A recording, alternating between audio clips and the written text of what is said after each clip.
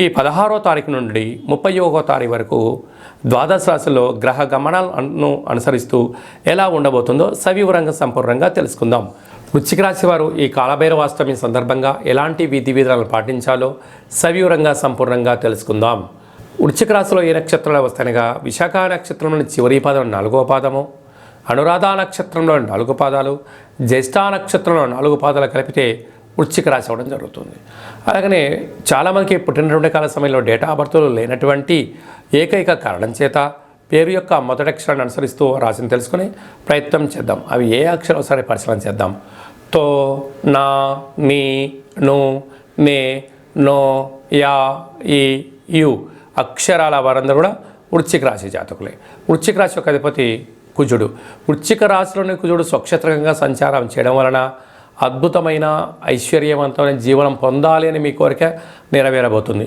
ఇలాంటి కాల సమయంలో కోపం, ఆవేశం, అనర్థంగా మాట్లాడడం, చెడుగా వినడం, చెడుగా ప్రవర్తించడం, దురుసుగా ప్రవర్తించడం లాంటివి లేకుండా ఆధ్యాత్మికంగా ప్రశాంతంగా మీరు ఉండగలిగినట్లయితే స్థిరచరాస్తులలో మంచి యోగదాయకం, ఉద్యోగాలలో, వ్యాపారంలో ప్రమోషన్స్ మీకు చాలా అవకాశం ఉందని చెప్పి గమనించాలి.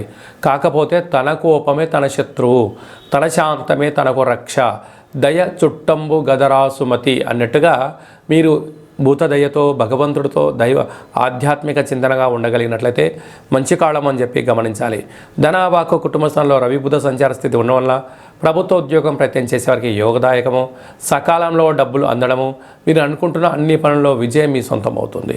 అర్ధాష్టమ శని సంచార స్థితి ఉండడం వలన చిన్న చిన్న విషయాలకు తగాదా, వాహన ప్రమాదం, జల ప్రమాదం, వాయు ప్రమాదాలు పొంచి ఉన్నాయి. తస్మాత్ జాగ్రత్త. సంతాన స్థానంలో రాహు సంచార స్థితి ఉండడం వల్ల వివాహమైన దంపతులకు పుత్రిక సంతాన యోగ్యత.